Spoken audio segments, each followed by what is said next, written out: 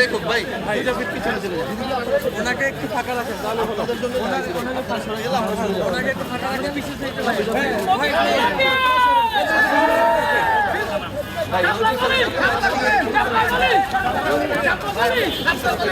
slogan